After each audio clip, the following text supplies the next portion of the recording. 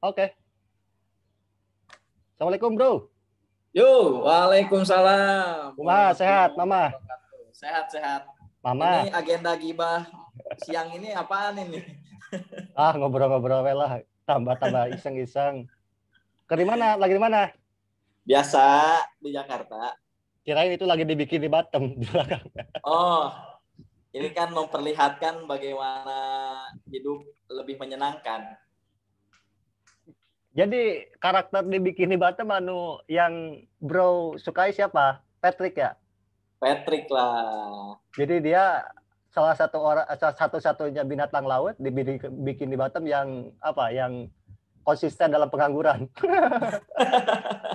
Dapat medali dia. Apa kesibukan, Bro? Biasa, sibukan cuman ya ngopi, baca-baca, ngegibah. Biasanya ketemu pejabat terus di kantor. Wah, enggak, namanya ya itu ketemu pejabat cuma ngopi doang, enggak yang lain-lain. Sama gibah. Apa gibah? Asik ente itu ketemu pejabat pasti ada dapur-dapur informasi-informasi dapur yang nggak mungkin makhluk-makhluk benda-benda bumi tahu kan? Ya ada beberapa, cuman kan jadi konsumsi pribadi atau kelompok doang, nggak bisa diobrolkan ataupun ya belum pas lah kalau untuk menjadi bahan diskusi terlalu luas gitu. Iya. Siap. Jadi gini, Bro. Gua tuh mau lo. Gua kan masuk UIN S2 UIN, Sekolah Pascasarjana itu kan awal 2017 tuh.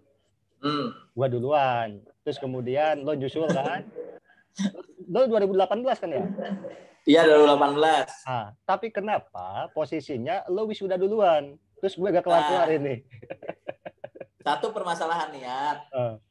Yang kedua permasalahan kalau gak diurusin cepet-cepet SPP-nya mahal, Bro. Apa itu SPP? Iya, BOP. Oh, BOP-nya. Berapa lama kuliah S2 di UI? 4 semester sebenarnya sudah selesai, cuma karena pandemi mikir-mikir kalau wisuda online juga kurang asik, ya udah nunda jadwal sidang. Pada akhirnya nunda jadwal sidang 1 semester, ternyata masih tetap wisuda online juga kan suwe. Ijazahnya juga di-download ya? Ijazahnya, yang penting ijazahnya jangan PDF lah. Oh, jangan PDF. Kirain kayak ada e-ijazah gitu kira-kira. Siap. Gimana? Kan S1 di UIN Bandung, ngambil pendidikan kan, tarbiyah. Kemudian di UI ngambil apa?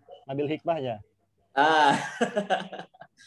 Saya di UI di sekolah kajian strategik dan global, ambil pengkhususan peminatan ketahanan nasional. Itu fakultas? Sekolah, karena multidisiplin. Oh.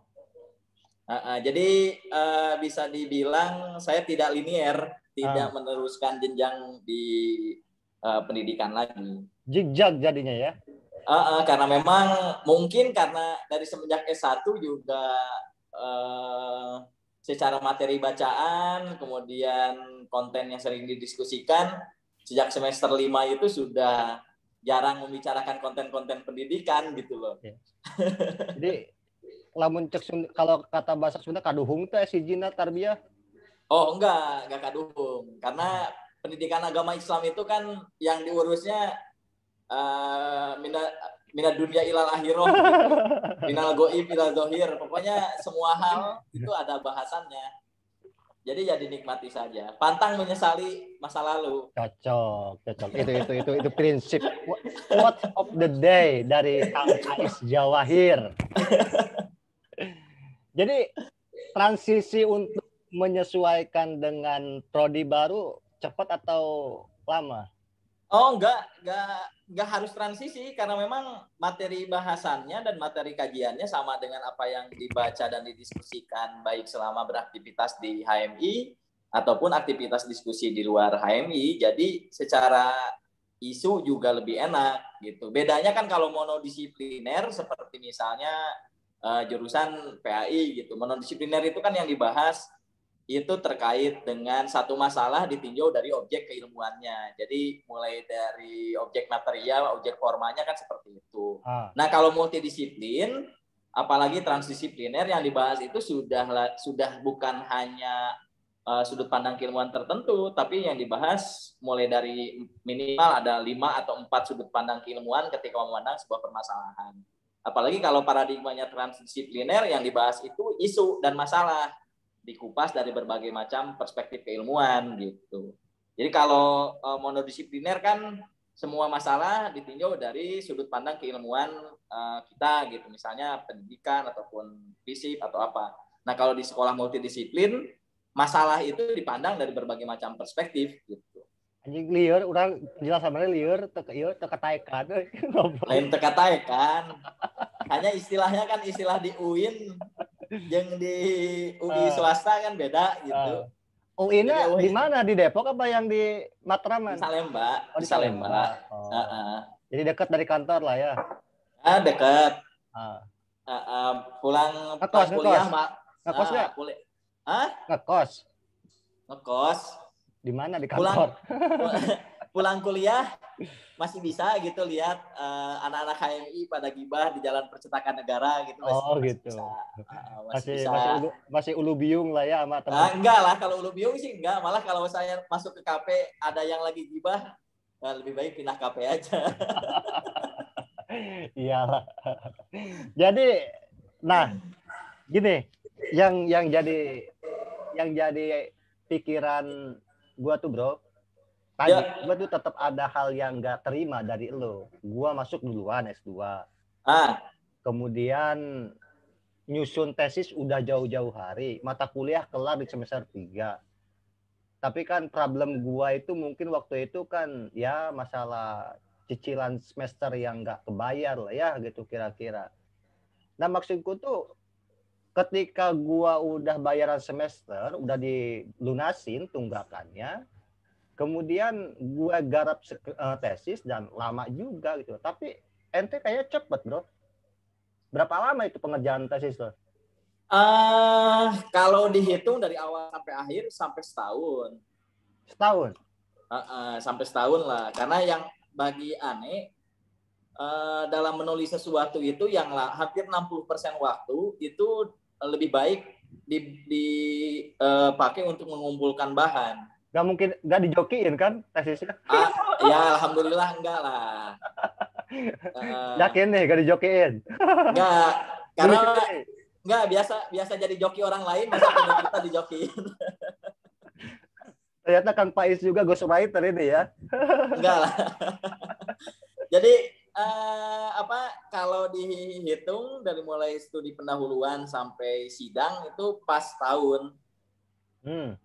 Memang yang susah itu dan waktu lama di pengumpulan bahan. Oh gini aja bro, gue mau nanya. Tahapan yang formal di UI dari mulai pengajuan proposal sampai kamu dinyatakan sebagai magister itu berapa tahapan? Apa aja tahapannya? Tahapannya sangat sederhana menurut saya di sekolah ya, di SKSG sangat sederhana. Kita semester 3 itu sudah didata mengajukan objek penelitian, kira-kira bayangan judul itu seperti apa. Jadi ketika semester 3 ada mata kuliah metodologi penelitian, itu di UTS itu sudah disuruh mengumpulkan tema tesis. Bahkan ketika UAS itu diminta untuk membuat gambaran proposal tesis. Jadi UAS-nya itu sudah harus mengumpul. Salah satu tugas UAS-nya itu salah satunya harus mengumpulkan proposal tesis. Nah dari situ ketika kita semester 3 sudah maju, nah akhir semester 3 itu atau awal-awal semester 4 itu sudah keluar tuh dosen pembimbing kita siapa. Jadi sudah mulai proses bimbingan. Semester 4 itu? Jadi kalau secara tahapan formalnya pengajuan sidang proposal, setelah itu kemudian revisi. Jadi cuma 2 kali ujian seminar proposal, kemudian seminar tesis. Dua tahapan? Hanya 2 tahapan saja kalau formalnya ya, tapi kalau persiapannya mulai dari semester 3. Jadi semester 3 itu sudah harus menyetorkan judul, kemudian di akhir semester 3 itu kita sudah tahu pembimbing kita itu siapa gitu. Nah, jadi pas awal semester 4 itu sudah running proses bimbingan, proses penelitian dan lain-lain. Secara formalnya kalau dari kampus itu cuma 2 kali gitu. Seminar proposal sama nanti di akhir hasil. Enggak kayak di UIN nih, Bro. UIN itu sampai banyak tahapan ini. Sampai ke langit ke-7 katanya. Nah, itu terlalu, menurut saya terlalu birokratis. Jadi kalau bisa dipermudah ngapain kalau bisa dipersulit ngapain dipermudah gitu. Logika birokrasi klasik itu. Iya gitu. Cuman kalau saya di UI kemarin cuma 2 kali memang sebelum seminar ujian tesis itu biasa harus dapat pembimbing ACC dari pembimbing 1, pembimbing 2, kemudian mengirimkan draft tesis kita ke penguji gitu. Kemudian ketika proses bimbingan juga biasa mulai dari proposal ketika kita seminar itu ada yang dikritik kita revisi, kemudian revisi sebelum ke penelitian lapangan, kemudian setelah penelitian lapangan, kemudian di review, ada proses review sampai ejaan biasalah, Turnitin, uji kemiripan dan lain-lain gitu. Jadi judulnya apa ini, Bro? Tesisnya? Saya konsep kepemimpinan dalam pandangan suku Baduy. Untuk judul kecilnya studi ketahanan sosial dan lingkungan. Kok sampai jauh-jauh ke Baduy gitu penelitiannya?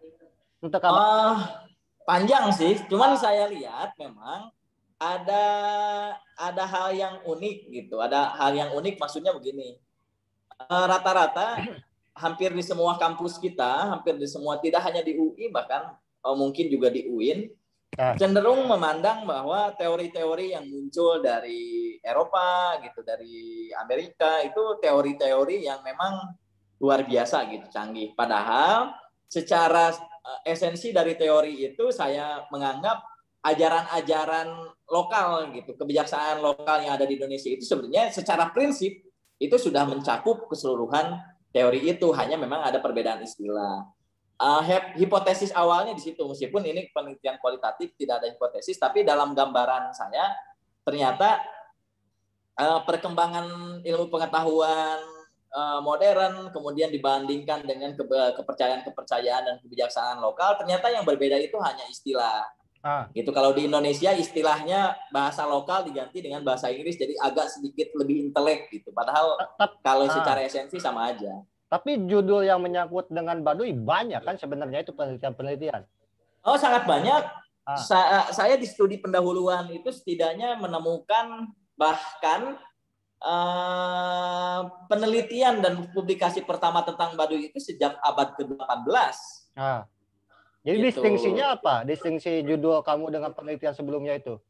Nah, dalam penelitian saya otomatis kan harus ada sesuatu yang menjadi pembeda. Yes. Gitu. Nah, rata-rata kan yang dilihat Baduy itu masalah kearifan lingkungan, gitu, tata kelola lingkungannya seperti apa, gitu. Pada wilayah-wilayah yang seperti itu. Kemudian ada memang satu publikasi tentang filsafat ataupun filosofi orang Baduy, itu pun baru ada dalam penemuan saya baru ada satu gitu. Nah, ketika ngomongin struktur antropologi politik itu juga sudah ada, tapi berbicara tentang strategi dan pandangan kepemimpinan Baduy supaya Baduy itu sampai sekarang masih bisa eksis, saya melihat perbedaannya di situ. Jadi lebih ke strategi ketahanan sosial dan ketahanan lingkungannya di Baduy itu seperti apa. Kalau pertanyaannya gitu, kenapa Baduy? Bagi saya Baduy itu kenapa menarik gitu dibandingkan dengan masyarakat Kampung Naga ataupun masyarakat yang lainnya gitu. Baduy itu kan dari Jakarta dan dari pusat-pusat perkotaan aksesnya kan sangat mudah. Yes. Maksudnya ke terminal kedatangan itu sangat mudah gitu. Ke terminal kedatangan itu sangat mudah, tapi mereka itu menjadi masyarakat yang memang sangat sedikit sekali mengadopsi nilai-nilai yang dianggap baru. Nah, dibandingkan dengan yang lain memang ada, misalnya di Sunda ada Kampung Naga, ada Kesepuhan Cipta Gelar. Baduy itu lebih, kalau bisa dikatakan lebih eksklusif, ya lebih eksklusif gitu. Sangat sedikit mengadopsi, kemudian secara persinggungan mereka dengan masyarakat luar juga mereka itu sangat terbuka. Bahkan ketika corona kemarin juga Baduy itu tidak tutup dan di Baduy itu tidak ada corona. 0% ya, 0 kasus ya. 0%, padahal di sana tidak ada dinas kesehatan, tidak ada dokter. Saya ketika ke sana juga kali rupa ya teh, calager ya bahkan ada beras hasil pertanian orang Baduy itu ada padi yang udah berumur puluhan tahun dan itu padinya ternyata disimpan tidak kenapa-napa. Ini kan memperlihatkan bagaimana teknologi pertanian orang Baduy itu lebih maju daripada teknologi pertanian yang diklaim oleh masyarakat modern kalau berbicara tentang kualitas gitu. Ternyata mereka lebih berkualitas. Begitupun ketika ngomong angka harapan hidup gitu, angka harapan hidup orang Baduy luar biasa. Umur 60 tahun, 70 tahun bawa pikulan di hasil pertanian itu mereka masih cukup kuat. Artinya kan secara kualitas kemanusiaan bisa diadu lah gitu dengan masyarakat modern gitu yang menganggap dirinya lebih maju gitu. Kadang kita menganggap suku-suku yang dalam tanda petik masih tradisional itu adalah sebagai masyarakat tertinggal, padahal kalau secara esensi hidup kitalah yang ketinggalan dari mereka gitu. Contoh berbicara tentang bagaimana menafsirkan kebahagiaan. Kita mengukur kebahagiaan itu pada materi, pada akhirnya materi itu kan menjadi ukuran dari kebahagiaan seseorang. Berbicara tentang mereka, ya kebahagiaan itu diukur kalau bahasanya dunia mah cukup yang aya bekal hidup yang bekal ibadah, ya sasesa namanya kumaha engke. Artinya kan mereka lebih tulus dan lebih tawakal lah gitu. Jadi kalau ngomongin saya dulu dalam pandangan saya ya masyarakat Sunda termasuk Baduy itu merupakan suku besarnya, ada kemiripan dan suku besarnya itu masuk kepada suku Sunda. Itu lebih Islami sebelum Islam itu datang. Oh iya. Jadi kalau ditarik ke keagamaannya seperti itu gitu. Lebih Islami bahkan sebelum Islam itu datang. Makanya ketika datang Islam sebagai sebuah agama yang dalam tanda petik baru gitu, agama formal ya. Agama formal yang baru dibawa oleh para pendakwah dan para wali masuk ke Tatar Sunda, Parahyangan, ternyata tidak begitu sulit gitu. Kalaupun ada sulit, ada kelompok masyarakat yang menolak, itu bukan karena esensi ajarannya, tapi karena ada konstruksi sosial ataupun konstruksi politik yang memang mengharuskan mereka menolak. Contohnya Baduy kan tidak berislam secara formal. Tapi secara esensi ajaran agamanya tuh di KTP dikosongin?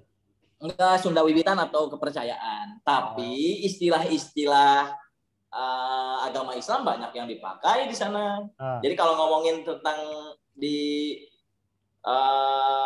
contohlah kita terkadang salah memahami ataupun sangat sempit memahami tentang kebudayaan asli Indonesia gitu. Kebudayaan Indonesia itu apa sih gitu. Kita terkadang ada banyak kesalahan memahami, padahal kalau kita ngomong kebudayaan Indonesia itu kalau menurut Sultan Tadir Ali Sabana ada lapis kebudayaan Hindu, lapis kebudayaan India gitu, Asia, karena Hindu juga menjadi bagian daripada sejarah bangsa kita. Kemudian ada lapis kebudayaan Indonesia asli, ada lapis kebudayaan Eropa modern, gitu. Ada lapis kebudayaan Timur Tengah Islam gitu. Nah kalau saya lihat di Baduy hal itu nampak gitu, dan begitu pun dengan kebudayaan di suku yang lain. Ada sisi Hindunya gitu, ada sisi Islamnya dalam penggunaan istilah. Malahan di Baduy juga ada istilah muludan gitu, ada rukun 5 gitu, ada bahkan di Baduy pun ada Nabi Adam gitu. Ya seperti itu. Jadi gini bro, kan objek kajian penelitian itu ente ada teks, studi teks kepustakaannya, kemudian ada studi lapangannya. Nah yang dikaji objek penelitian di lapangan itu suku Baduy dalam apa luar? Suku Baduy secara keseluruhan. Jadi saya bersinggungan dengan suku Baduy dalam, bersinggungan juga dengan suku Baduy luar. Nah ini bisa masuk? Iya. Saya coba share lah PowerPoint yang pas sidang gitu supaya bagus bro. Jadi kita judulnya itu sekarang ujian ulang ya. Ujian ulang tesis. Jawahir, silakan. Saya share ya. Saya kasih waktu seluas-luasnya, tidak boleh kurang dari 1 jam, silahkan. Ampun, sebentar. Kalau yang formal Nah, kan tidak boleh lebih dari 7 menit katanya gitu. Saya kasih luas-luasnya. Oke, wih, oke. Nah, ini kemarin saya. Tar dulu bro, saya ingin bacain dulu tuh. Di judulnya dulu. Saya yang bacakan. Judul slide pertama. Nah, jadi tesisnya ini berjudul Kepemimpinan dalam Pandangan Masyarakat Baduy. Pais Jawahir Muntaha. Oke, lanjut, Mas Bro. Nah, saya lihat dari mulai latar belakang masalah ya. Ya. Aneka masalah masyarakat modern gitu kalau menurut Gareth Hardin kan di bukunya The Tragedy of Commons, bagaimana keterbatasan sumber daya, keterbatasan luas tanah, keterbatasan permukaan bumi dihadapkan pada kebutuhan manusia yang semakin bertambah, kemudian jumlah manusianya bertambah, kemudian hasrat manusia juga ketika masih sedikit, ketika hasratnya banyak, bumi itu dianggap sebagai sesuatu yang tidak mencukupi untuk kebutuhan manusia gitu. Jadi ada dunia ini akan ada kehancuran kalau menurut Gareth Hardin dikarenakan keserakan manusia. Sikap manusia yang selalu mementingkan dirinya, tidak peduli terhadap ekosistem, akan menjadikan bumi hancur. Ya contohlah banyak, misal manusia sebagai top predator gitu, banyak sekali sampai hari ini spesies yang hancur gara-gara dikonsumsi oleh manusia dalam tanda petik, ataupun banyak sekali kerusakan-kerusakan lingkungan. Makanya berbicara tentang latar belakang masyarakat modern di sini, saya melihat ada latar belakang lingkungan salah satunya, kemudian ada latar belakang politik. Salah satu masalah masyarakat modern hari ini, politiknya itu satu, tidak stabil struktur permasyarakatnya, kemudian yang kedua masalah kepastian kekuasaannya juga sama, sedangkan untuk menciptakan kestabilan dalam sebuah masyarakat ataupun dalam sebuah sistem politik, maka harus ada satu nilai ataupun satu orang yang memang menjadi pemersatu dan menjadi simbol dari semuanya.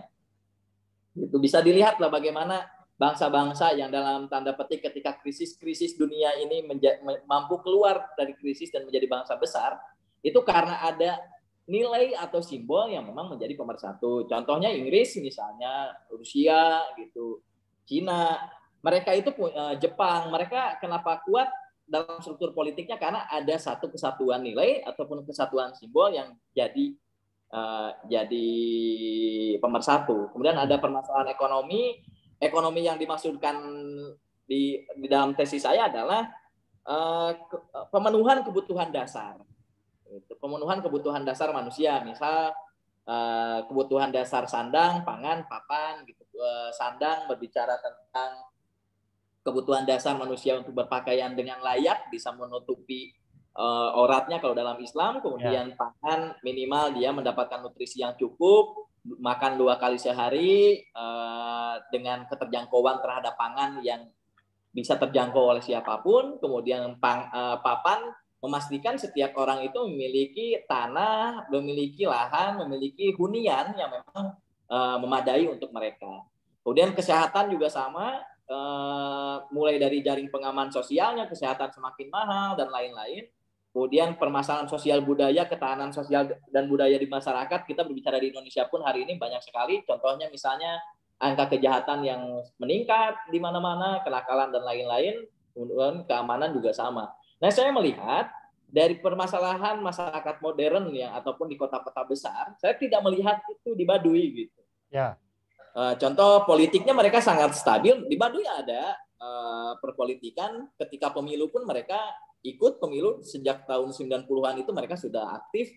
Ketika pemilu 2019 pun mereka ikut berpartisipasi, bahkan yang tadinya orang Baduy ketika dulu pemilu itu kalau mau memilih keluar, sekarang TPS-nya ada juga TPS di Baduy. Artinya secara kehidupan politik, pemerintahan formal pun di Baduy ada. Nanti kita bisa bahas di bab yang selanjutnya. Begitupun ekonomi gitu. Pemenuhan kebutuhan hidupnya di Baduy sangat luar biasa. Ketahanan pangannya itu di Baduy, bahkan untuk kalaupun orang Baduy gagal panen misalnya 5 tahun ke depan, mereka masih cukup gitu pangannya itu.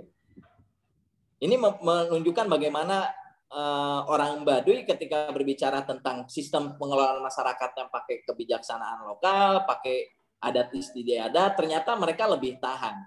Berbicara tentang keamanan dan sosial budaya misalnya, di Baduy itu satu-satunya wilayah dan satu-satunya struktur masyarakat yang dalam catatan kepolisian itu tidak ada tindak kejahatan di sana.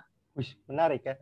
Terus? Nah, kalaupun ada tindak kejahatan di sana, misalnya pada tahun kemarin ada pembunuhan di Baduy, itu orang Baduy, perempuan Baduy diperkosa dan dibunuh oleh orang dari luar Baduy. Gitu, itu pun baru pertama kali. Gitu. Bahkan kalaupun misalnya ada kriminal, misalnya kemarin ketika ada pemalsuan madu juga, itu ternyata orang luar gitu yang memalsukan madu, dijual madu atas nama Baduy. Nah, di internal Baduynya sendiri secara keamanan sangat luar biasa gitu. Struktur sosialnya sangat padu gitu, sangat menjamin ketertiban di masyarakat gitu. Kemudian selain dari itu fenomena sekarang misalnya di revolusi industri 4.0, kalau menurut Yasrab Amir Piliang gitu ya, penemuan artificial intelligence, masyarakat digital gitu, cyber society gitu, masyarakat yang hidup di dunia digital gitu, pada akhirnya penemuan artificial intelligence itu menjadikan hidup itu menjadi hidup yang artifisial juga gitu. Artificial intelligence menemukan menjadikan hidup menjadi artificial life atau hidup yang dibuat-buat gitu. Menciptakan hidup yang virtual juga. Ini terlihat di masyarakat modern hari ini gitu, bagaimana mereka sangat nyaman dan merasa puas menunjukkan eksistensi ya hanya sekadar virtual saja. Itu kalau di kalangan aktivis, contohnya ikut demonstrasi itu sekedar ingin punya foto ketika demo supaya bisa diupload di sosial media. Itu kan itu memperlihatkan bagaimana artificial intelligence, virtual life itu menciptakan virtual ideologi gitu, virtual menjadikan virtual idealisme gitu, idealisme yang virtual gitu, hanya sebatas untuk kepentingan sosial media saja. Nah, saya melihat anomali masyarakat modern yang menganggap dirinya semakin maju itu tidak ditemukan di Baduy gitu. Meskipun antara masyarakat modern dengan di Baduy itu memiliki banyak indikator dan variabel-variabel yang berbeda-beda. Meskipun saya dalam pembabakan ataupun penggolongan masyarakat dalam penelitian ini menggolongkan Baduy sebagai tipe masyarakat, sistem politiknya itu tipe masyarakat praindustri ataupun tipe masyarakat yang sangat sederhana. Tapi orang kota menganggap Baduy itu ketertinggalan karena gak ada sekolah gitu di Baduy itu, karena gak ada internet misalnya, tidak boleh masuk listrik. Kita menganggap mereka terbelakang. Tapi dalam struktur sosial dan masyarakat ternyata kitalah yang lebih terbelakang dari mereka kalau berbicara tentang tujuan daripada hidup dan tujuan daripada sebuah sistem politik ataupun sebuah sistem masyarakat. Nah, setidaknya saya melihat ada 3 pelajaran utama dari masyarakat Baduy. Yang pertama yaitu sistem sosial dan budaya yang kuat. Yang kedua itu adalah pengaturan sistem ekonomi yang berdasarkan pada pemenuhan kebutuhan primer serta keterjagaan lingkungan. Nah, variabel yang kedua ini yang luar biasa. Kita pada masa lalu memandang bahwa pembagian tanah itu merupakan sebuah hal yang mustahil. Makanya orang tua zaman dulu ngomongnya kalau mau tanah itu asal mau babat hutan seluas-luasnya silakan, itu jadi tanah milikmu. Ataupun hak kepemilikan atas lahan itu zaman dulu belum begitu rigid. Kita hari ini melihat bagaimana konflik agraria dan pembagian masalah lahan itu menjadi permasalahan utama di masyarakat modern. Malahan reformasi agraria dari semenjak abad ke-19 sampai hari ini menjadi isu yang tidak pernah selesai. Begitupun nanti ke depan bisa jadi setelah tanah yang memang dikapling-kapling dan memiliki sertifikat hak milik, ke depan itu yang akan dikapling-kapling adalah sumber daya air, laut. Sekarang meskipun laut itu cuman dikapling berdasarkan wilayah negara-negara saja, mungkin bisa jadi ke depannya itu laut pun akan dibagi-bagi menjadi hal yang menjadi objek dibagikan ke setiap individu ataupun ke setiap entitas gitu. Mungkin ke depannya lagi udara yang akan dikapling-kapling. Sekarang udara pun sudah dikapling, misalnya dalam penjualan carbon trading misalnya, itu kan juga sama dalam rangka ya lahan-lahan yang dianggap yang menyumbang karbon, kemudian dibeli ataupun dilindungi dalam tanda petik oleh negara-negara kawasan misalnya yang memang memiliki kewajiban untuk menurunkan emisi gitu. Itu ke depannya bisa jadi bahwa yang akan lebih mahal itu adalah udara yang sehat. Sampai hari ini pun bisa terlihat gitu bagaimana udara yang sehat itu menjadi komoditas yang sangat mahal. Air yang sehat juga sama. Nah, melihat di Baduy, sistem ekonomi yang hanya ditujukan untuk pemenuhan kebutuhan primer dan keterjagaan lingkungan bisa dilihat dari sistem pertaniannya. Di Baduy itu sistem pertanian tanam padi huma itu hanya 1 kali tanam per tahun. Jadi setelah tanah itu bagi mereka alam itu hidup dan memiliki hak sebagaimana layaknya manusia. Ketika mereka menjaga alam, maka alam pun akan menjaga mereka gitu. Nah, ketika mereka misalnya dalam sistem pertanian tidak boleh sama sekali dicangkul, dalam pertanian mereka tidak boleh pakai pupuk yang kimia gitu. Kalaupun pakai pupuk ya pupuk yang ya tersedia di alam gitu. Kalaupun ada hama juga diatasi dengan semua sumber yang berada di alam. Jadi ketika bagi mereka cukup panen setahun menanam 1 kali tanam kemudian panen itu dimasukkan ke dalam leit atau lumbung padi itu cukup jadi bekal mereka. Artinya bagi mereka ketika kebutuhan primer mereka sudah terpenuhi, ya sudah gitu, aktivitas ekonomi itu ya sekedarnya saja. Kemudian yang kedua, kepemimpinan adat yang begitu kuat. Yang ketiga itu kepemimpinan adat yang begitu kuat. Nah, di Baduy itu nanti bisa kita lihat strukturnya itu ada 2 struktur, ada struktur kepemimpinan formal dan struktur kepemimpinan adat. Nah, struktur kepemimpinan formal meskipun di Baduy ada kepala desa atau jaro pemerintahan sekarang dijabat oleh Jaro Saija, itu dalam teknis pemilihannya dan dalam struktur kepemimpinan masyarakat adat dan struktur kepemimpinan masyarakat Baduy, kepemimpinan formal lah yang harus ikut kepemimpinan adat. Jadi semuanya bagaimana adat gitu. Jadi kumaha cek puun gitu, kumaha cek sepuh, kumaha cek karuhun gitu, semuanya dilandaskan pada aturan adat itu. Ini secara rumusan masalah, tujuan penelitian, manfaat penelitian, dan lain-lain. Nah, ini mungkin... Bro, balik. Yuk. Sebutin rumusan masalahnya, bro. Rumusan masalahnya bagaimana konsep kepemimpinan dalam pandangan masyarakat Baduy, bagaimana dinamika dan proses regenerasi kepemimpinan masyarakat Baduy, bagaimana strategi yang diterapkan oleh pemimpin adat Baduy untuk mewujudkan ketahanan sosial dan lingkungan. Oke, 3 pertanyaan itu, ya. Tiga, kemudian manfaatnya ini bisa dilihat ada menambah pengetahuan dari penelitian dan lain-lain. Oke, lanjut. Nah, ini lokasi penelitiannya. Nah, rata-rata masyarakat biasa dan masyarakat umum hanya membagi Baduy itu menjadi 3. Hanya 2, Baduy luar, Baduy dalam. Padahal dalam struktur sosial masyarakat Baduy itu ada 3. Ada Baduy Tangtu, ada Baduy Panamping, ada Baduy Dangka. Nah, tapi mereka meskipun terbagi menjadi 3, secara jaroknya itu terbagi-bagi, tapi secara struktur masyarakat masih menjadi bagian daripada masyarakat Baduy. Ini kearifan lokal, saya rasa juga usah. Nah, ini teori kekuasaan menurut Max Weber. Ini berbicara tentang otoritas kepemimpinan di masyarakat Baduy. Kalau menurut Max Weber itu kan ada kekuasaan itu terbagi menjadi 3 subjek bahasan. Ada kekuasaan dan otoritas. Yang kedua itu adalah kekuasaan itu selalu beririsan dan berurusan dengan hal-hal yang bersifat sosial. Yang ketiga, kekuasaan itu adalah dominasi atas sesuatu untuk memerintah dan untuk mengontrol sesuatu. Ini menurut Mas Weber. Makanya saya teori kekuasaan dalam struktur masyarakat Baduynya ditinjau dari pandangan Mas Weber. Nah, power kekuasaan dan otoritas ada terbagi menjadi 3. Ini secara umum ada tradisional, ada karismatik, ada rasional ataupun legal rasional.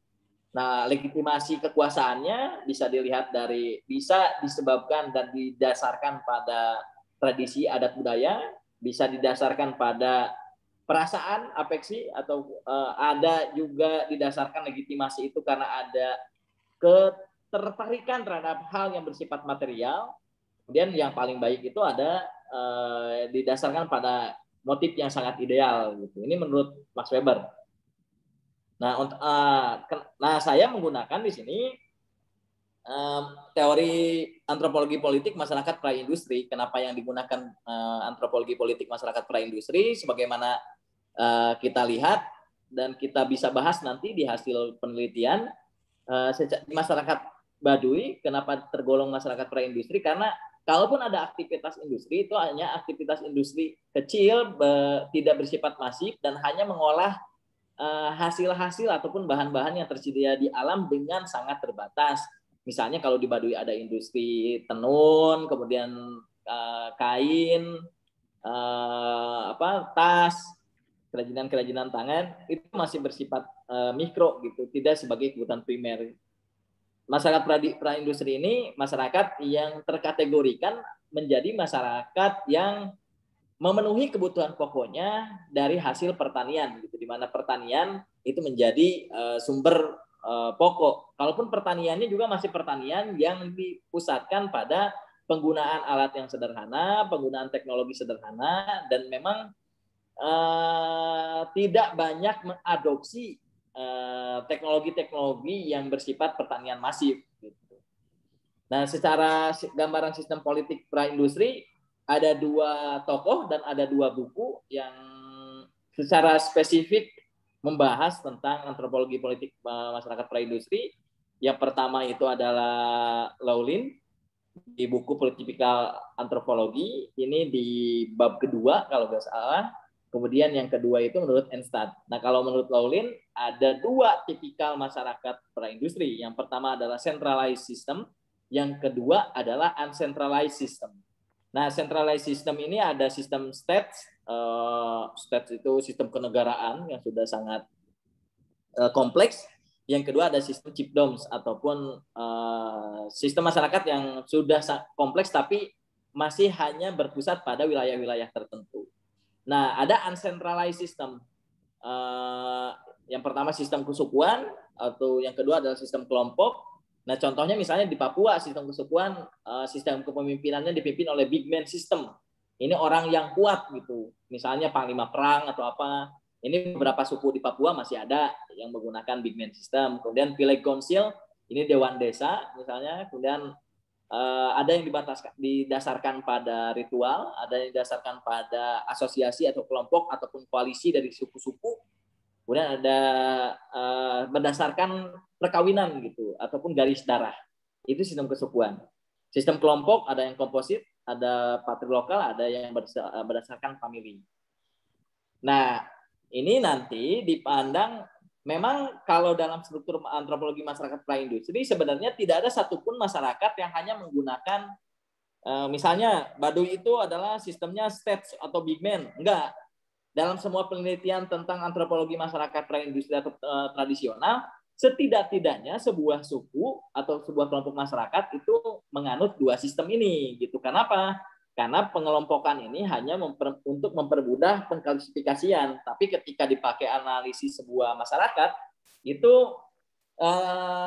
seminimal-minimalnya masyarakat itu menggunakan 2 pendekatan, misalnya entah pigment dengan segmentary lineage gitu, ataupun family dengan village council, pasti ada kombinasi gitu. Karena memang di sini saya melihat lebih satu eksistensialis, yang kedua lebih ya liberalisme gitu. Karena setiap masyarakat, setiap orang, setiap struktur masyarakat adat itu memiliki kekhasan dan keunikannya sendiri dalam sistem antropologi politiknya.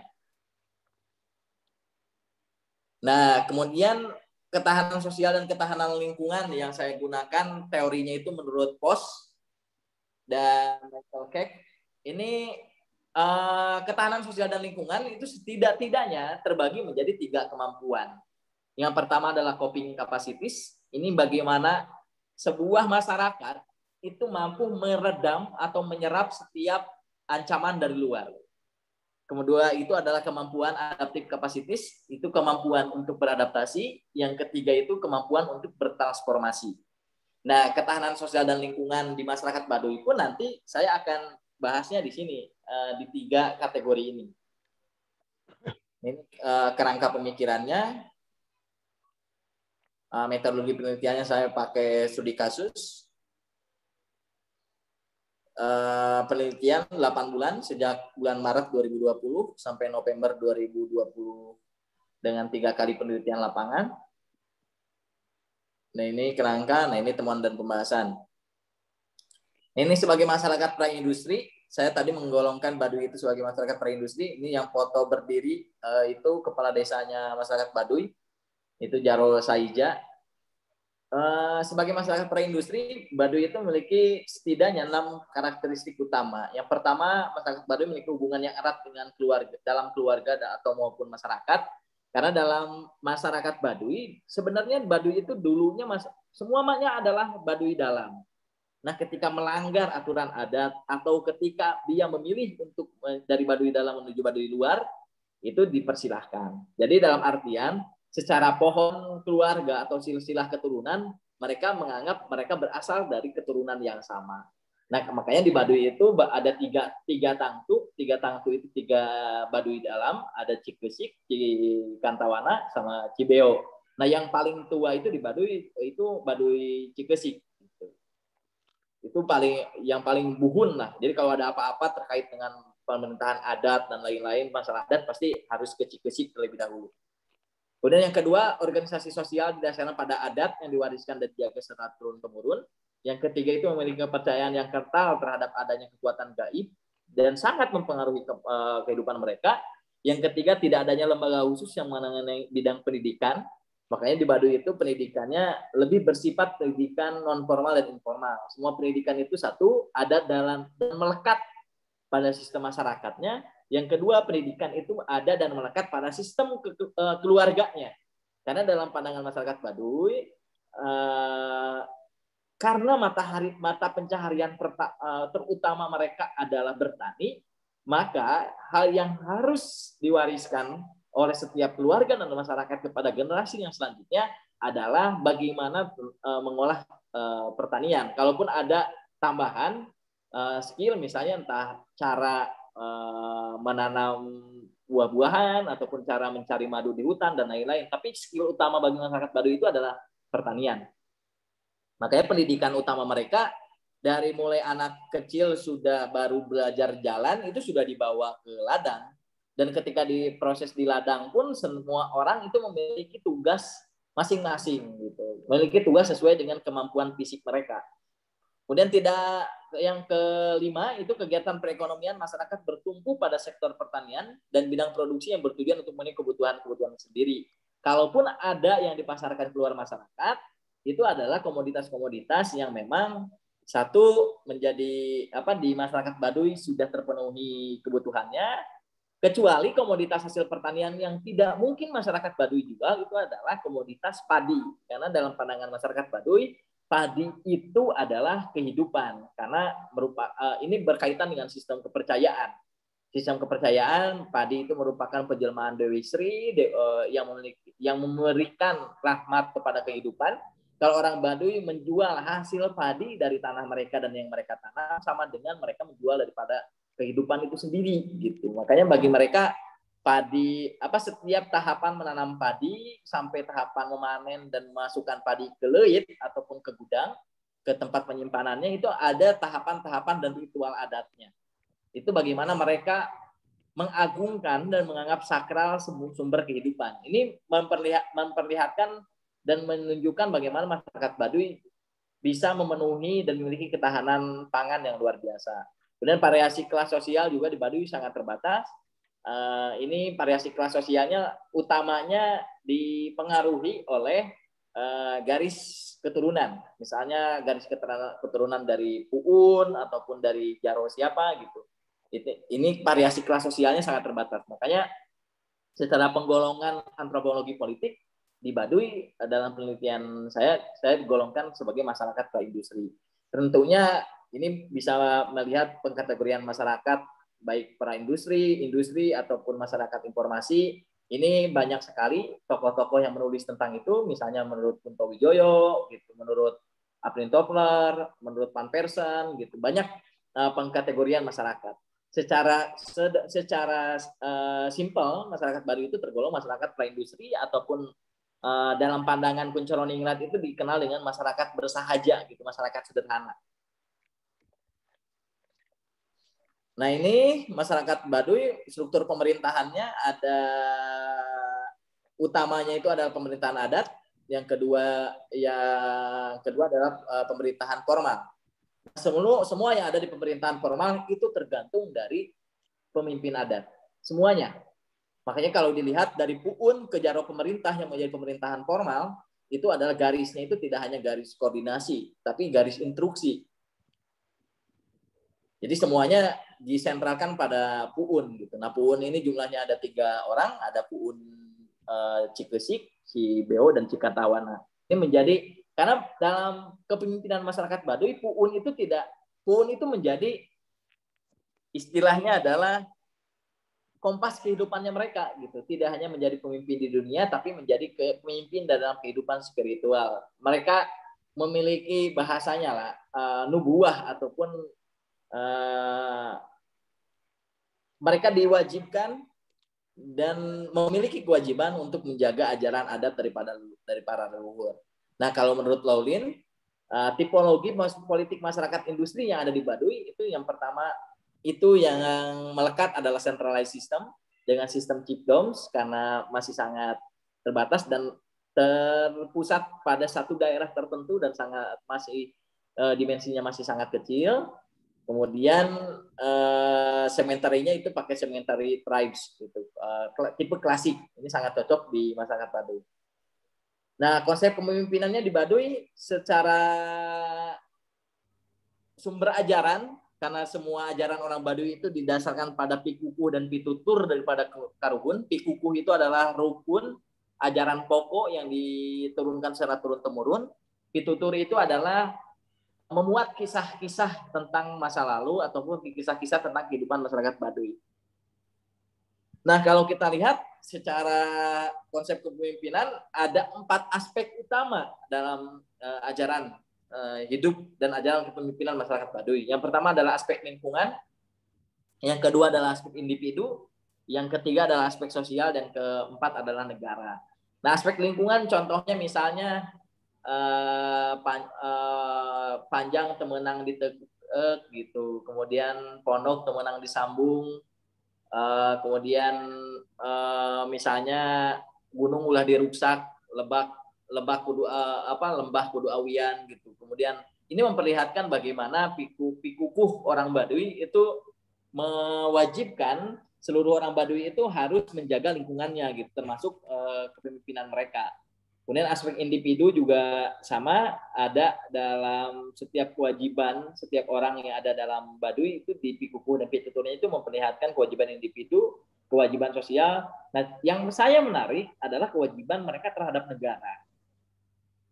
Di Baduy itu ada salah satu prinsip, misalnya katuhu, kapuun, kenca, karatu. Gitu. Ini prinsip orang Baduy yang sangat luar biasa bagi saya. Prinsip katuhu kapuun, kenca karatu, ini tangan kanan itu sebelah kanan itu harus ke puun, sebelah kiri ini ke ratu, menggambarkan yang pertama, sebagaimana dalam struktur kepemimpinan politiknya, puun itu lebih diutamakan, nilai-nilai adat itu lebih diutamakan, tapi tanpa mengesampingkan nilai-nilai yang menjadi kewajiban orang Baduy kepada negara. Ratu itu penjelmaannya kalau sekarang itu sistem negara. Kalau di Banten dulu ada raja dan ratu di Banten, sekarang itu kan sudah tidak ada. Perwujudannya adalah gubernur dan bupati. Nah, katuhu kapuun dan kencaka ratu ini terlihat dalam upacara rutin yaitu Seba Baduy gitu. Bagaimana orang Baduy semuanya turun gunung, membawa hasil pertanian, menemui ratunya. Nah, ratunya sekarang itu bisa Bupati Lebak ataupun bisa juga Gubernur Banten. Ini memperlihatkan bagaimana bagi orang Baduy kepatuhan mereka terhadap adat itu tetap diutamakan, tapi tanpa mengesampingkan kepatuhan mereka terhadap negara. Makanya orang Baduy ketika ada hal-hal yang bersifat kewajiban kenegaraan, mereka tetap berkontribusi. Bahkan bagi orang Baduy itu menjadi desa se-Indonesia, mungkin jadi satu-satunya desa yang mandiri. Kenapa saya katakan mandiri? Baduy itu sampai hari ini masih menolak anggaran dana desa yang dianggarkan untuk setiap desa di seluruh Indonesia. Baduy itu sampai hari ini menolak loh dana desa untuk diberikan kepada masyarakat Baduy. Dan besarannya seluruh Banten itu paling besar orang Baduy. Dalam penelitian dan wawancara yang saya lakukan dengan Jaro Pemerintahan, sampai hari ini Baduy itu menolak dana desa untuk diberikan kepada dan dikelola oleh masyarakat Baduy. Nah, kemudian kalau secara tipologi otoritas dan kekuasaannya, saya melihat yang pertama Uun menurut pandangan Max Weber itu status sebagai pemimpin adat, tipe otoritasnya itu tradisional karismatik, Tangkesan juga sama tradisional karismatik, Kokolot setiap lembur itu sama tradisional karismatik, Jaro Tangtu juga sama tradisional karismatik, Jaro Pemerintahan ini karismatik dan legal rasional, Jaro 12 tradisional karismatik, Jaro Dangka juga sama tradisional karismatik. Nah ini petugas pemimpinan formal, ada Girang Serat kalau di kita itu sekretaris desa, ada Pangiwa, ada RT RW. Nah kalau misalnya kita lihat pikukunya orang Baduy itu berkaitan setidaknya dengan 4 hal, ada sistem kepercayaan, ada sistem berpikir, ada sistem sosial, dan menjadi sistem nilai. Nah, sistem kepercayaan, sistem berpikir, sistem sosial, dan sistem nilai ini pada akhirnya melahirkan konsep kepemimpinan di masyarakat Baduy yang sangat otentik. Nah, kemudian karena konsep kepemimpinan yang sangat otentik dan efektif, pada akhirnya ketahanan sosial dan lingkungan di masyarakat Baduy itu bisa terwujud gitu. Karena satu, kepemimpinan itu terlahir dari nilai, pada akhirnya kepemimpinan yang ada di masyarakat Baduy itu memiliki kewajiban untuk menjaga nilai itu dan harus patuh terhadap nilai itu. Ini tentunya sangat berbeda dengan apa yang terjadi di masyarakat modern ataupun di masyarakat Indonesia sekarang. Karena kepemimpinannya itu terlahir daripada proses demokrasi langsung, di mana modal dan ataupun kapital itu menjadi hal yang utama, makanya harus dia jaga itu adalah kapital itu sendiri, itu bukan nilai. Beda dengan orang Baduy gitu, karena di Baduy itu sistem kepemimpinannya itu berasal dari sebuah sistem kepercayaan, kemudian sistem berpikir masyarakat Baduy itu harus seperti apa, sistem sosialnya juga apa yang harus dipertahankan dalam sistem sosial kemasyarakatan orang Baduy, dan sistem nilainya juga sama. Ini yang mempengaruhi konsep kepemimpinan di masyarakat Baduy. Pada akhirnya pemimpin yang ada di masyarakat Baduy itu harus menjaga keempat nilai ini setidaknya. Nah, karena mereka memiliki kewajiban untuk menjaga itulah pada akhirnya ketahanan sosial dan lingkungan di masyarakat Baduy itu sangat terjaga. Nah, ini yang sangat luar biasa, saya kasih contoh misalnya. Setidaknya ada pembagian zona. Jadi ada Baduy Tangtu, ini Baduy dalam, Baduy luar atau Baduy Panamping. Bahasa Tangtu itu kan dari bahasa Sunda gitu, atau Panamping itu pendamping, ini Baduy luar. Ada Baduy Dangka. Baduy Dangka itu orang Baduy yang sudah tidak tinggal di tanah adat Baduy yang 5.000 hektar itu, tapi mereka masih terikat dalam masyarakat Baduy. Semakin ke dalam itu semakin sakral. Nah kalau misalnya kita lihat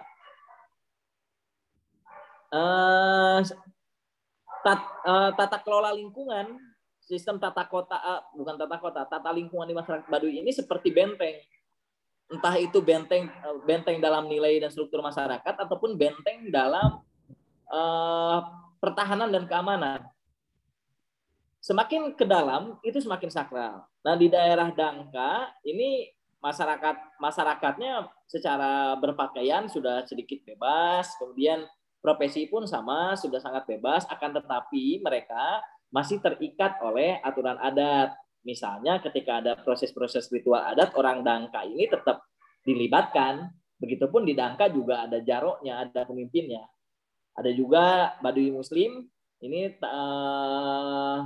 menjadi terminologi yang keempat dalam penelitian-penelitian sejak 2010. Ada pengelompokan Baduy Muslim.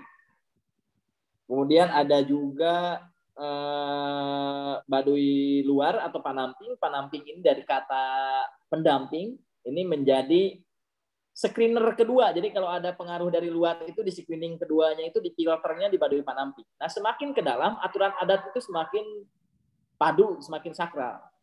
Jadi kalau di Baduy luar contohnya orang misalnya sudah mulai ada yang pakai celana jeans gitu, mulai ada yang pakai baju selain warna hitam dan putih, ada yang pakai warna merah. Ketika perabotan rumah tangga misalnya ada juga yang pakai perabotan rumah tangga dari plastik, dari kaca dan lain-lain. Akan tetapi setiap pada beberapa waktu tertentu itu suka ada orang razia dari pemimpin adat gitu, ngerazia ke tiap rumah melihat perabotannya ada yang modern atau enggak. Kalau ada itu pas dimusnahkan pada saat itu juga. Apalagi kalau ketika ada razia ada orang Baduy naik motornya juga dibakar kalau memang terlihat gitu ketika ada orang yang merazia itu sendiri.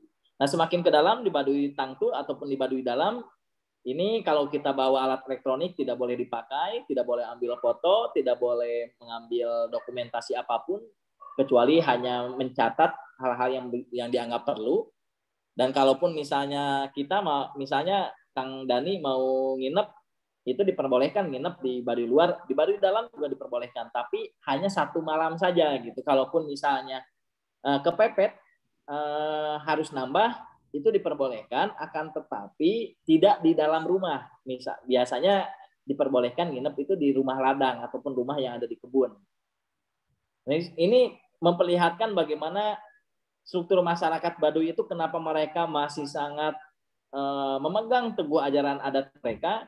Ini ketahanan sosialnya itu terlihat dari sini gitu. Jadi ada benteng terluar itu menjadi garda utama gitu yang menerima dan memfilter perubahan-perubahan dari luar. Ada lapisan yang kedua, ada lapisan yang ketiga, ada lapisan yang sangat disakralkan bagi orang Baduy yang dikenal dengan istilah Sasaka Domas.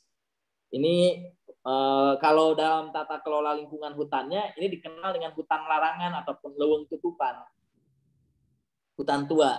Nah, di yang sebelah kanan dari layar itu bisa dilihat semakin ke atas itu semakin sakral.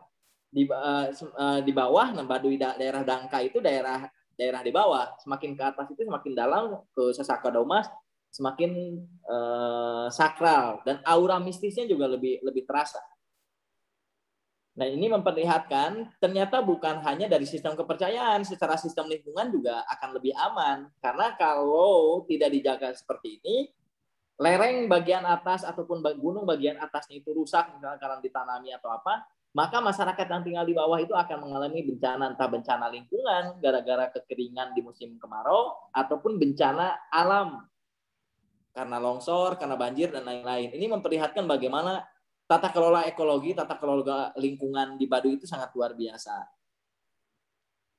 Mungkin itu aja, karena nih temuannya, jadi kesimpulannya. Nah ini, pikukuh dan pitutur di masyarakat Baduy itu kalau menurut Durkheim itu termasuk disakred ataupun sesuatu yang disakralkan. Ini menjadi sumber dari semua pedoman hidup, semua struktur sosial, dan lain-lain. Nah, karena aturan hidup, pandangan kepemimpinan itu disandarkan pada sesuatu yang sakral, pada akhirnya kepemimpinannya juga memiliki dimensi yang sangat luar biasa. Ini sangat penting bagi masyarakat ketika masih ada satu nilai yang disakralkan. Semodern-modernnya masyarakat dalam pandangan saya tetap harus ada sesuatu yang memang disakralkan dalam sistem sosialnya mereka. Entah itu nilai, entah itu simbol. Karena dengan adanya sesuatu yang disakralkan, itu menjadi salah satu pemersatu, alasan bersatu sebuah bangsa. Contohnya di Indonesia hari ini, ketika Muhammad Hatta bertanya pada Soekarno, apakah kamu yakin bahwa Indonesia dengan negara yang 17.000 pulau, masyarakatnya terpisah, masyarakatnya majemuk, agamanya berbeda, mereka akan mampu dan akan stabil disatukan dalam satu sistem pemerintahan. Makanya kan dalam pandangan Muhammad Hatta masyarakat Indonesia itu lebih cocok pakai sistem serikat gitu. Jadi dibiarkan setiap pulau, setiap yang memiliki karakteristik tertentu itu federal atau serikat kan gitu perdebatan pada zaman itu. Kan kata Soekarno, ya kita serahkan pada anak-anak kita karena kita memiliki perasaan ataupun nasib yang sama. Nah, ketika di Indonesia memang ada Pancasila, ada perasaan nasib yang sama, itu menjadi sesuatu yang dalam pandangan sekarang sesuatu yang absurd gitu. Nah, penting sekali misalnya dalam konteks Indonesiaan, Pancasila itu harus ditempatkan sebagai sesuatu yang sakral dan final, sebagaimana Pikuku dan Pitutur di masyarakat Baduy itu sesuatu yang sacred gitu, yang menjadi sumber daripada pengetahuan, sumber daripada sistem hidup dan lain-lain. Kemudian yang kedua, prinsip yang harus dimiliki oleh seseorang pemimpin di masyarakat Baduy itu ada seorang pemimpin di Baduy itu harus memiliki kesadaran kepemimpinan, kepemimpinan yang memiliki kesadaran lingkungan. Yang kedua itu harus memiliki prinsip atau etika untuk menjadi pribadi yang baik. Kemudian yang ketiga itu dimensi sosial untuk menjadi seorang pemimpin itu harus seperti apa. Kemudian yang keempat itu pemimpin Baduy itu harus mencintai negaranya sendiri. Nah, terdapat 3 aspek dalam menentukan masyarakat Baduy itu teratur atau tidak. Yang pertama adalah sistem sosial budaya yang kuat, pengaturan sistem ekonomi yang sesuai kebutuhan, pengelolaan lingkungan hidup yang sangat tertata rapi. Nah, ketiga, dalam tradisi masyarakat Baduy, sebagaimana diajarkan oleh leluhur mereka, memiliki pemimpin itu ada 2 faktor utama. Yang pertama adalah faktor garis keturunan, yang kedua adalah faktor nuzum, ataupun istilahnya gimana wahyunya para leluhur. Nah, kalau secara sistem politik di masyarakat Baduy itu termasuk kategorinya itu centralized system dengan sistem chiefdoms. Untuk tipologinya classical segmentary tribe, tipe segmentari klasik. Kemudian ketahanan sosial di masyarakat Baduy ini didasarkan pada karena ada Pikuku dan Pitutur itu yang menjadi desakrit itu sendiri. Itu yang jadi temuan utamanya. Jadi kalau di satu kalimatin apa itu temuannya? Kalau yang di satu kalimatin, jangan sok-sokan, jangan pernah kalau di close dulu screen-nya. Gimana? Screen-nya di close dulu biar muka Bro Faiznya kelihatan. Oh iya, sebentar. Jadi kalau di satu kalimatin temuannya itu apa? Kalau di satu kalimatin, Baduy itu luar biasa. Amazing.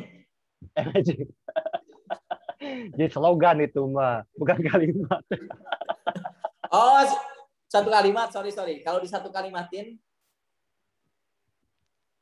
kita harus memiliki sesuatu yang disakralkan, entah nilai ataupun simbol yang mengatur kehidupan kita. Ya.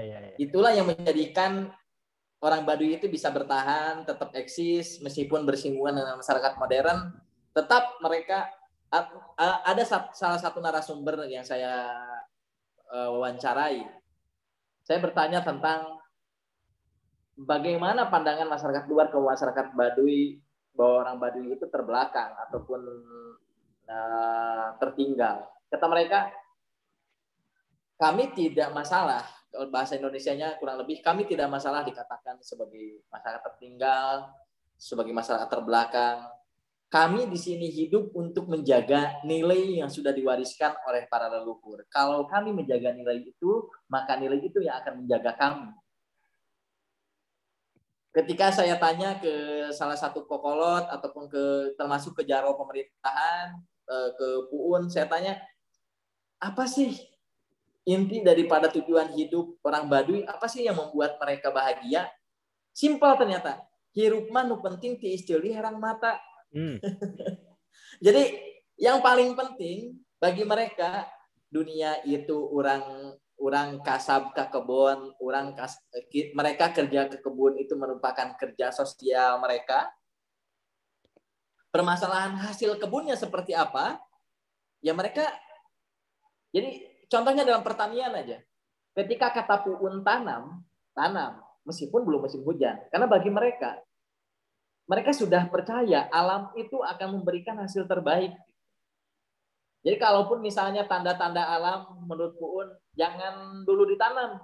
Meskipun sudah musim hujan misalnya, kalau Puun belum ngomong, ya enggak juga. Tapi sejauh ini sangat luar biasa. Contohnya ketika Baduy pernah satu kampung itu kebakaran. Satu kampung habis. Kurang dari 1 bulan, itu satu kampung bisa terbangun kembali. Karena apa kebakarannya itu, Mas Bro? Biasanya karena orang Baduy itu kan bikin gula. Gula itu kan di rumah ladang. Nah, dari arang ataupun dari abu pembakaran itu. Tapi kalau gini Mas Bro, pertanyaannya itu. Ini pertanyaan dari pengujinya. Kan jika kita cek dari perspektif Borges misalkan, itu kan habitusnya kuat, sistem nilainya kuat, kemudian juga ajaran-ajaran pitutur dan lain sebagainya juga tertanam secara kuat sejak mereka lahir gitu kira-kira, apalagi di Baduy dalam gitu.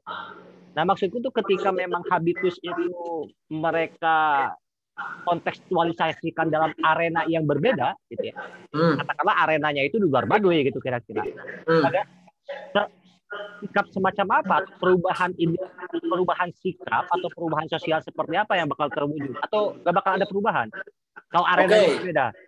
Gini, ketika arenanya sama aja, orang Baduy bersinggungan dengan pengunjung. Pengunjung mengajari mereka memainkan handphone. Sekarang ada orang Baduy yang jadi YouTuber. Gitu. Serius. Bisa dicek di kanal YouTube-nya. Dan ada juga banyak pedagang Baduy yang membuka lapak di Tokopedia, buka lapak di Shopee, itu ada. Tapi Baduy-nya tentu Baduy yang luaran kan? Ada, contohnya Mursid, akunnya itu Mursid Baduy. Dia punya Instagram, dia tinggal di luar, tapi dia tadinya lahirnya itu di Baduy dalam. Bahkan ayahnya itu menjadi salah satu petinggi daripada Baduy dalam. Yes, aku sempat ke warung kopi di daerah Bintaro, di daerah Tangsel juga sama. Keturunan Baduy buka kafe, kedai gitu kan, gede. Di situ memang ciri khas Baduy. Tapi memang saya foto bahwa yang melakukan itu adalah Baduy yang enggak tinggal di sana kan, artinya ketika arenanya berbeda mereka menyesuaikan tetapi prinsip-prinsipnya tidak berubah gitu. Nah, itulah makanya saya katakan tadi ada tiga kemampuan utama dalam ketahanan sosial dan lingkungan. Ada coping capacities untuk menyerap ancaman dan nilai-nilai dari luar yang dianggap tidak sesuai dengan nilai adat. Ada adaptive capacities, ini kemampuan untuk beradaptasi. Ada transformative capacities. Nah, adaptive capacities dan transformative capacities ini di Baduy sangat luar biasa. Ketika ada sebuah nilai ataupun sesuatu yang bisa mereka mereka terima tanpa harus merubah. Contohnya, orang Baduy banyak yang punya handphone di Baduy luar ya, banyak yang punya handphone tanpa harus listrik masuk ke Baduy gitu loh. Yes. Bahwa dalam pandangan mereka di semua masyarakat tanah wilayah Baduy itu gak boleh masuk listrik. Tapi kalaupun ada handphone ya silahkan. Adaptasinya gimana? Ya kalaupun mau ngecas ya silahkan keluar.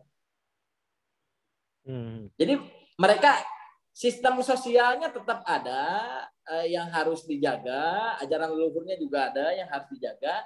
Tapi kalaupun ada yang harus diadaptasikan supaya sesuai dengan perkembangan zaman, mereka membuka atas perubahan itu. Akan tetapi jangan sampai merubah aturan yang sudah ada.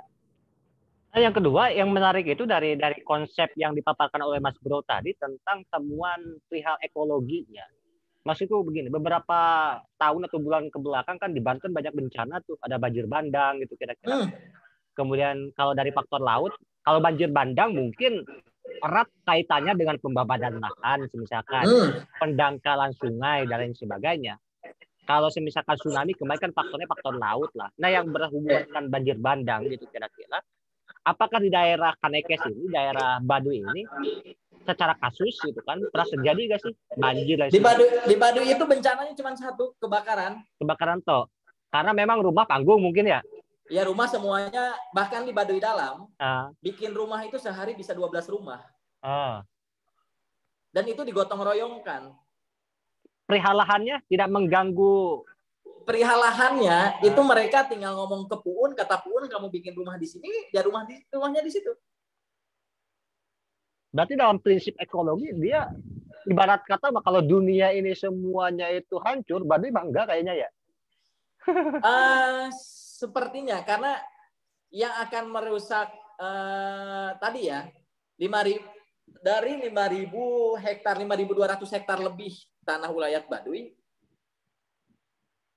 yang dibuka menjadi lahan garapan tani dan lahan tinggal itu kurang dari 600 hektar. Dari 5.000. Iya. Berarti masih sisa 4.000 lebih lah ya. Aman ya. Masih sangat aman. Dan juga mungkin dari berapa persen oksigen dunia, Baduy berapa persen gede kayaknya menyumbang oksigen dunia tuh. Ya sepertinya kalau misalnya dihitung kasar 4.000 hutan orang Baduy itu masih hutan yang sangat terjaga. Yes. Menarik. Artinya maksud aku tuh ketika memang orang luar beranggapan bahwa Baduy terbelakang atau bahkan ada begini maksudnya dalam kacamata dunia modern ya. Kemarin bahwa kita harus menjaga budaya gitu kira-kira. Gini lah bro, bukan hanya sistem pertanian. Nah, sistem pertanian modern mengharuskan orang untuk menanam padi itu maksimal sampai 4 kali tanam katanya 1 tahun. 3 kali 4 kali tanam. Intinya untuk apa? Untuk memenuhi kebutuhan hidup. Orang Baduy sekali tanam bisa loh terpenuhi. Dan dia setahun sekali katanya ya. Dia setahun sekali. Bahkan mereka ketahanan pangannya sampai 10 tahun ke depan itu masih pH tanah bisa terjaga itu berarti keasaman. Ya, satu itu. Yang kedua, katanya sistem ekonomi modern itu semakin banyak alat produksi, semakin banyak diproduksi, maka akan makin menjamin kebutuhan primer masyarakatnya. Dipalsifikasi lah oleh Baduy ini. Ya, dipalsifikasi. Mereka tani seadanya, mereka berburu hasil hutan juga seadanya. Cukup dan hirup. Tapi mereka kebutuhan pangan dasarnya terpenuhi. Iya. Jadi bagi saya, makanya tadi problem-problem masyarakat modern mulai dari ketahanan sosial, ketahanan ekonomi, terfalsifikasi gitu dengan Baduy. Bahwa harus pertanian intensif, sistem pertanian sangat luar biasa, pakai pupuk kimia supaya menambah hasil pertanian, itu nggak berlaku. Bahkan swasembada pangan kan Baduy itu, yang tadi bro bilang bahwa itu padi. Bro, hasil padi 70 tahun yang lalu tuh masih ada. Aman berarti ya, swasembada dia. Bahkan hasil padinya itu nggak kopong, nggak kayak padi. Ngisi. Ini padi yang dibengket ya, bukan yang dikarungin. Iya, ya bagi saya bahkan dikasih madu yang sudah disimpan 7 tahun yang lalu. Kalau orang modern kan nyarinya itu kan wine yang tahun berapa, ini madu yang tahun berapa gitu. Iya, bahkan di Baduy itu ada tikus, tapi bagi mereka hama tikus itu ya sebanyak-banyaknya hama tikus, katanya ya perut tikus itu segitu-gitunya. Iya. Kalau kita harus dibasmi habis sampai nggak ada itu tikus kan? Iya, jadi bahkan ada doanya katanya. Misal ketika tanam padi ada burung. Di bahasa Sunda kan ya gini, ya sok rek di dahar mah ngan sesakeun yang urang. Iya. Lamun di urang mah digebahan itu tanya. Bagi ini berbicara tentang kepasrahan gitu dalam sistem ekonomi dan dalam hidup. Bagi mereka membalikan bagaimana struktur ekonomi, struktur sosial yang dikatakan oleh orang harus aman, harus kebutuhan pokok terpenuhi. Di mereka itu ya bro, sangat jarang rumah, bahkan bisa dikatakan di Baduy Dalam itu gak ada rumah yang pakai kunci. Pakai pagar pun gak ada. Tingkat keamanannya kuat itu, kayak di Norwegia berarti. Ya saya katakan tadi, di dalam catatan Polsek Lewi Damar, Polres Lebak, Baduy itu zero criminalism. Nggak ada tindakan kriminal di sana. Ada sekali kemarin, itu orang Baduy diperkosa oleh orang luar Baduy dan dibunuh. Si ceweknya apa yang memperkosanya? Si ceweknya. Oh, korban. Orang Baduy itu ceweknya. Korban katanya. Iya, itu jadi pembunuhan pertama. Hmm. Yang melibatkan orang Baduy dan orang Baduy itu jadi korban. Yang memperkosanya udah ditangkap? Udah. Dan memang saya tanya ketika tanya ke ke Puun ataupun ke Kokolot termasuk ke Jaro pemerintahan, ini bagaimana cara mempertahankan ketahanan sosial di Baduy gitu. Saya tanya begitu. Pasti ada yang dinamakan dengan salah paham karena namanya juga manusia itu. Kata mereka salah paham pasti ada, tapi rata-rata salah paham itu satu gara-gara wates tanah, yang kedua gara-gara garapan, gara-gara hasil pertanian. Tapi namun dikumpulkan ku Kokolot, diriungkeun ya selesai. Berarti konflik ada dalam teori konflik. Tapi konflik tidak melebar. Dalam penyelesaian konfliknya itu pertama tiket kampung dikumpulkan oleh Kokolot. Kalau nggak selesai ke Puun sama Jaro. Tapi sejauh ini nggak ada konflik yang nggak bisa diselesaikan. Bahkan hanya selesai di level Kokolot desa, Kokolot berarti kampung. Puun itu don lah ya kalau di HMI itu. Nah, super don, bro. Super don, the big. Bahkan kalau misalnya kita jalan kaki, orang Baduy itu kan kalau jalan kaki berjejer ke belakang. Kalau ada Puun di depan, siapapun nggak boleh mendahului jalannya Puun. Oh, itu berarti akhlak santri. Akhlak santri. Akhlak santri. Meskipun nggak ada pesantren di sana. Kalau orang Baduy bikin rumah misalnya, bikin rumah di perkampungan baru atau ngababakan lah bahasa Sundanya. Nah, ataupun perkampungan misalnya kampungnya itu kena kebakaran. Yang pertama dibangun itu rumahnya Puun. Dan di Baduy ngebangun rumah itu harus beres 1 hari. Cuk, gimana caranya itu? Berarti prinsip gotong royong ada di sana. Ada. Pertama, kenapa harus beres 1 hari? Setiap hari ada hitungannya. Setiap hitungan itu mengandung konsekuensi. Jadi kalau ngebangun rumah harus hari Jumat, ya hari Jumat itu harus diselesaikan. Pagi dibangun, nah sore itu selamatan, malamnya udah ditinggalin. Tipe berapa itu rumahnya? Ya kalau misalnya dilihat di Baduy satu. Kalau dalam logika kaplingan itu tipe berapa? 63, 36, 3674 lah ya. Ya kamar 2, dapur, ruang tamu. Iya, tipe 3674 berarti itu. Iya. Bangunannya 36 meter berarti itu. Itu ya setidak-tidaknya 1 hari itu paling sedikit 12 rumah. Papan ya jatuhnya, kayu papan ya. Ya beda kalau di Baduy dalam pakai paku pun nggak boleh. Gimana? Pakai apa ya? Leho? Tali. Tali. Kirain. Kalaupun nggak tali ya dipahat dibikin. Ya. Itu. Ya bahan tanpa harus ini ya, tanpa harus punya tutorial YouTube ya mereka. Kayak yang bikin kayu nyambung gitu. Wah, dan ketika ngebangun itu bagi mereka ya kerja bakti. Iya. Itu di Baduy dalam. Kalau Baduy luar memang sudah ada yang pakai paku gitu, pakai. Oke. Dan orang Baduy itu pasti kalau bangun rumah bareng-bareng. Iya. Oke bro, balik lagi ke proses pengerjaan tesis nih. Jadi pas sidang itu dapat nilai berapa? A+ lah. Iya, berapa nilainya?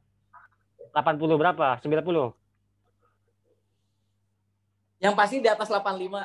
Di atas 85. Kumlot ya? Alhamdulillah kumlot. Oke.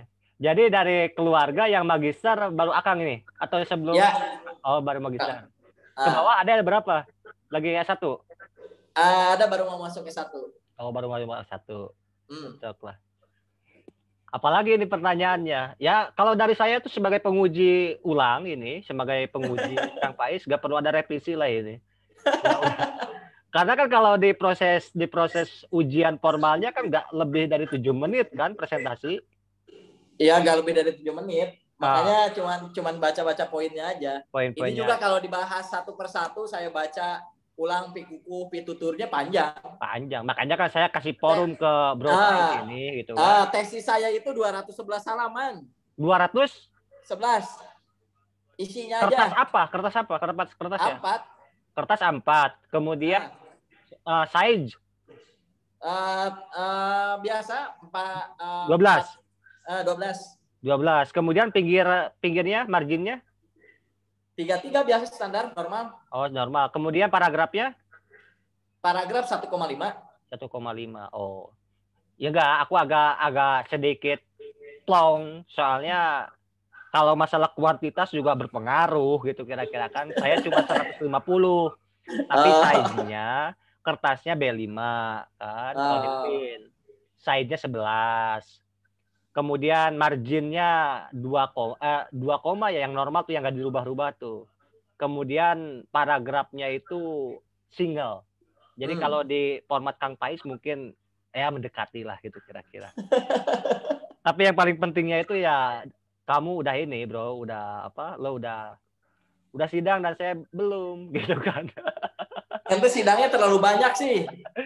Ini baru sidang BIP 2, kemudian ada sidang kompre belum nih, kemudian ada sidang apalagi sidang pendahuluan. Bro kasih tahu ke profesor di UIN.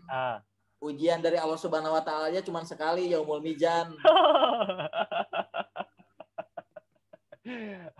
Oke.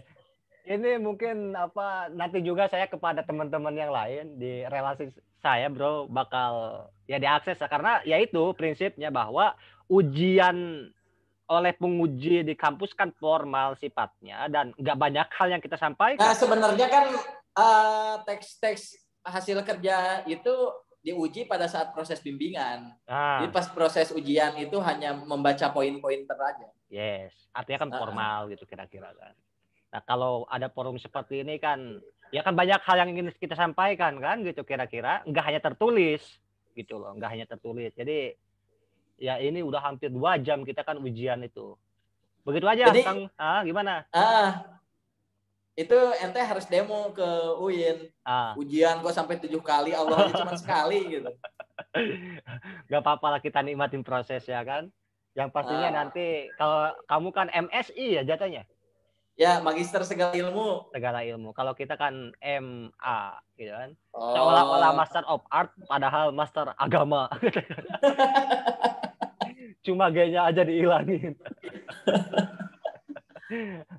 Oke, kalau formalnya mah kita stop aja Kang Bro ya. Jadi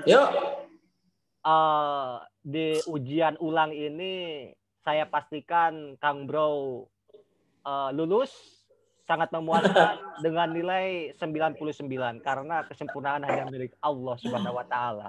Siap. Oke, saya stop dulu nih ininya recordingnya. Yo Bro ya. Assalamualaikum. Yo, salam.